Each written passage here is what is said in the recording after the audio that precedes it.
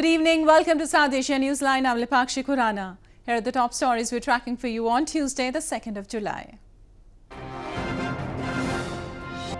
Wall collapses due to heavy rains killed at least 27 in Western India. Pashtun activists in Geneva highlight human rights violations by Pakistan. And Germany, Qatar to host intra-Afghan dialogue, says US envoy Khalilzad. And now for all the details. At least 27 people were killed in 3 separate cases of wall collapse after heavy rains battered India's western Maharashtra province on Tuesday. Meanwhile, incessant rains and waterlogging continue to disrupt life in country's financial capital Mumbai, prompting authorities to shut schools and offices. Monsoon rains caused wall collapses that killed at least 27 people in India's western Maharashtra province on Tuesday. Heavy rain brought a wall crashing down on shanties built on a hill slope in a suburb of Mumbai city, killing at least 18 people. 3 others died when a school wall collapsed in the city of Kalyan, 26 miles north of Mumbai. Meanwhile, in Pune city, 6 people were also reportedly killed in a wall collapse. During every monsoon season from June to September, India experiences fatal incidents of building and wall collapses as rainfall weakens the foundation of poorly built structures. Victim locating camera, victim location या dog का cannon search हो गया, physical search होगा, तीनों प्रकार से हमने यहाँ सर्च किया है. जितना बॉडी हमें मिला था हमने उसको हैंडल किया है. अभी हमारे जो कैनन सर्च है उसमें और टेक्निकल सर्च में या फिजिकल सर्च में हमें कोई अभी या एक्स्ट्रा सिग्नल या ऐसा कोई इन्फॉर्मेशन नहीं मिल रहा है. इसलिए हम ऑपरेशन लोकल अथॉरिटी से उनको पूछ के हम ऑपरेशन क्लोज करने जा रहे हैं. Heavy rains and waterlogging continue to paralyze India's financial capital Mumbai on Tuesday as the second day of bad weather disrupted rail and air traffic, prompting authorities to shut schools and offices. Mumbai struggles to cope with annual monsoon rains as widespread construction and garbage-clogged drains and waterways make it increasingly vulnerable to chaos. बड़ी-बड़ी गाड़ियाँ बंद पड़ी है, आने जाने वाले के लिए तकलीफ होती है, कैसा काम पे जाएगा आदमी, घर पे कैसा जाएगा, उतर के घुटने पानी में कमर इतने पानी में जाते हैं, बहुत तकलीफ हो रही इधर पानी की वजह से. In 2005, floods due to heavy rainfall killed more than 500 people in Mumbai, the majority in shanty town slums, home to more than half the city's population. Moving on, Pashtun activists held a demonstration in Geneva against ongoing human rights violations by Pakistan in Pashtun-dominated Khyber Pakhtunkhwa and federally administered tribal areas. They highlighted the state-sponsored terrorism by Pakistan and the issue of ethnic stereotyping, abductions and targeting of Pashtuns in military operations. Pashtun activists on Monday held a demonstration in Geneva against torture and forced disappearances and extrajudicial killings of Pashtuns by Pakistani forces. The protest, held on the sidelines of the UNHRC session in Geneva, highlighted that camps operating in Khyber Pakhtunkhwa and federally administered tribal areas are being used to train terrorists. The protesters urged the United Nations and the international community to investigate the widespread human rights violations, including targeted killings of Pashtun political activists in Khyber Pakhtunkhwa and Balochistan. If demanding the production of missing persons or enforced disappeared people in the courts of law of Pakistan is punished by torture by the state of Pakistan, then I have a bad news for the state of Pakistan, that this torture will not stop us from demanding the production of the missing persons, missing Pashtuns to the court of law. Pashtuns have long blamed that they have been targets of military operations, internal displacement, ethnic stereotyping and abductions by the Pakistani security forces. They accuse the Pakistan army functions along with militant groups in the region and indiscriminately uses force against innocent Pashtuns. Load shedding has become a part of life for the residents of Pakistan's largest city, Karachi. Residents say they have to suffer unscheduled power outages ranging from several hours to days together, and hefty electricity bills on top have made life difficult. Frequent power cuts have become a part of life for people residing in Karachi, Pakistan's largest city. Residents claim they have to suffer unscheduled power outages ranging from hours to days together, and hefty electricity bills on top have made life difficult. The current systems of load shedding disproportionately targets low-income neighborhoods where cost recoveries are less, reports suggest. However, it imposes a form of collective punishment even on those paying the bills. भाई कारोबार है नहीं, light की वजह से light नहीं होती, लोग बैठते नहीं हैं, शाम को दुकान जल्दी बंद करनी पड़ती है, 5-6 बजे बंद करके भाग जाओ, सारा दिन लाइट नहीं होती, रात में लाइट नहीं होती, 4 दिन हो गए ये, गर्मी भी बढ़ गई है और लाइट बिल्कुल ही नहीं है, 15 मिनट 10 मिनट लाइट आती है और घंटों के हिसाब से चली जाती है। हम बिल पूरे भरते हैं, सारे लोग यहाँ बिल भरते हैं, उसके बावजूद यहाँ कोई पूछने वाला नहीं। कोई शिकायत करो तो कहते हैं कि पीछे फॉल्ट है, वो सही हो रहा, हालांकि फ़ॉल्ट कोई नहीं होता है। वे इनकी अपनी मिली भगत है, ये लोगों को परेशान कर रहे हैं, इनको अल्लाह ताला का जो खौफ है वो नहीं है।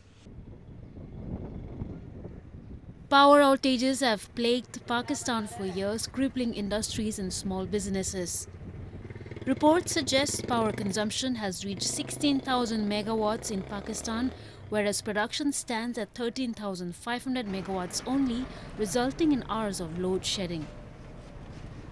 In news from Afghanistan, U.S. envoy for Afghan peace Ambassador Zalmay Khalilzad has informed that the governments of Germany and Qatar will host the intra-Afghan dialogue conference from 7th to 8th of July.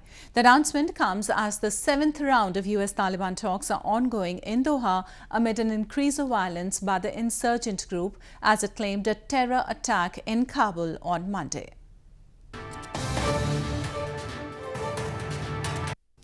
The U.S. envoy for Afghan peace Ambassador Zalmay Khalilzad informed that the governments of Germany and Qatar will host the intra-Afghan dialogue conference from 7th to 8th of July.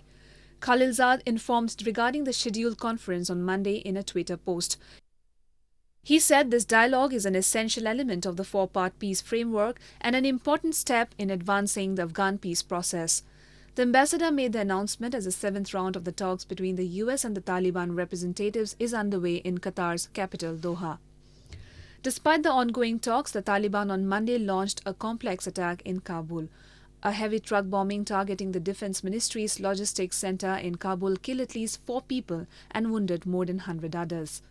Afghan President Ashraf Ghani in a statement said that the attack shows that the Taliban is willing to continue violence and war. More news from Afghanistan. Afghan lawmakers have finally elected Mir Rahman Rahmani as the Speaker of the lower house of Parliament after almost 40 days of disagreements. A chaos had earlier erupted after a group of lawmakers tried to block Rahmani from taking his seat in a disputed election in May.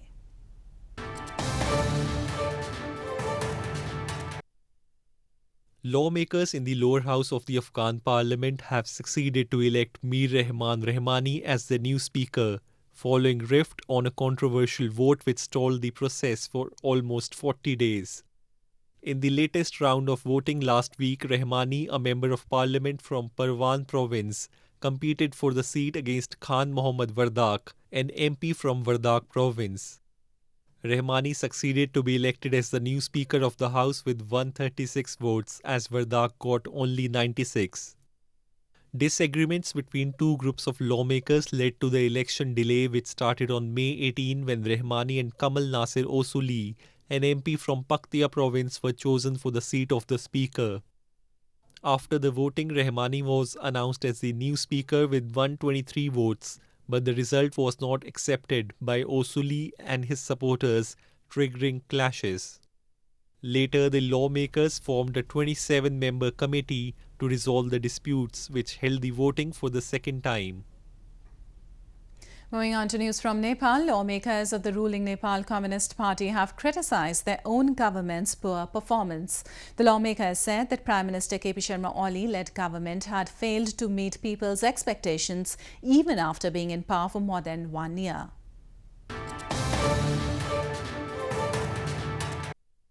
Lawmakers of the ruling Nepal Communist Party or NCP criticized Prime Minister KP Sharma Oli's government for poor performance.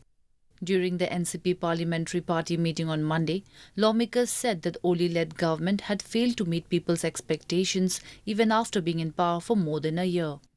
NCP lawmaker Rajkumari Jhagri told Oli that the party's election slogan of making the country prosperous could not be realized if the PM acted alone, ignoring other leaders. Lawmakers urged Oli to encourage collective decision-making within the party. Nepal Communist Party was formed in 2018 after Nepal's ruling CPN-UML and CPN-Maoist Centre formally merged to form the country's largest left party. The CPN-UML is led by Prime Minister Oli and the CPN-Maoist Centre by former Premier Pushpa Kamal Dahal. A cultural photo exhibition was recently organised in India's Jammu and Kashmir province to promote tradition and culture of the Kashmir Valley among the youth. The event was attended by several aspiring photographers.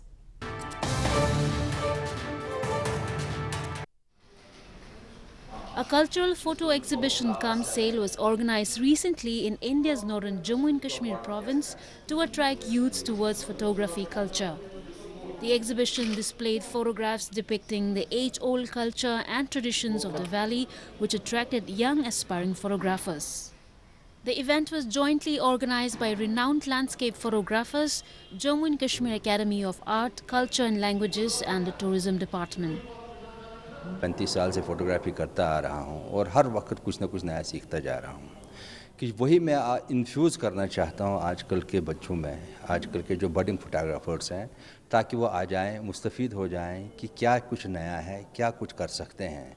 ठीक है, तस्वीरें तो हर कोई ले लेता है, लेकिन उसके बाद उनकी प्रोसेसिंग, उनका मार्केट में लेके आना उन चीज़ों को एक दूसरी चीज़ है। आई थिंक इस तरीके की एग्जिबिशंस को बहुत ज़्यादा प्रमोशंस मिलने चाहिए क्योंकि थोड़ी अनकन्वेंशनल है, नॉन ट्रेडिशनल है और हमारी हिस्ट्री को एक बहुत मॉडर्न तरीके में दिखा रही है। So it's a very different thing. एक हमारे जो जैसे फॉर एग्जांपल यहाँ विलेजेस के बहुत सारे शॉट्स हैं, पैडी फील्ड्स के शॉट्स हैं, स्पाइसेस के, डाउनटाउन के जो आर्किटेक्चर दिखाया है उसके शॉट्स हैं। They tell us about our culture जो हम भूल चुके हैं because we are so busy with the modern life. In the day-to-day changing world, authorities in Jammu and Kashmir with such events are trying to preserve the culture and tradition of Kashmir Valley using modern techniques like photography. Kashmir Valley, often referred to as paradise on earth, is a famous tourist destination and is known worldwide for its scenic beauty, weather and delicacies. Scores of Hindu devotees took a holy dip on the banks of a confluence of holy river Ganges, Yamuna and mythical Saraswati in northern India ahead of the solar eclipse on Tuesday. Hindus believe making donations after taking bath in a water body on the day of solar eclipse adds to one's good karmic account.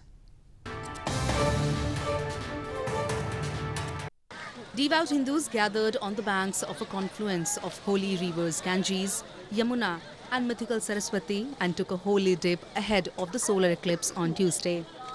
Although the eclipse will not be seen in India according to mythical beliefs, it will still have its impact on earth and its people. Devotees were seen taking dips, praying to the sun god and holy river Ganges. According to religious beliefs, making donations after taking bathe in a water body on the day of solar eclipse adds to one's good karma. यहाँ सूर्य ग्रह का महत्व है कि यहाँ स्नान दान करने के, सूर्य के वो करने के अपेक्षा गंगा जी का दर्शन करते हैं, इसलिए उनका ज़्यादा महत्व रखते हैं। Tuesday's eclipse will be seen at its best in Chile because of the time zone difference and its clear skies. It will allow scientists to study the corona using state-of-the-art telescopes, which will further be helpful in determining the cause of solar magnetic storms. Well, that's all we have for you from South Asia this evening. Now, our viewers can watch the show on SouthAsiaNewsline.com. You can also visit us on Facebook.com/SAsiaNewsline and follow us on Twitter @SAsiaNewsline. That's all in tonight's edition. We'll see you same time tomorrow. Good night.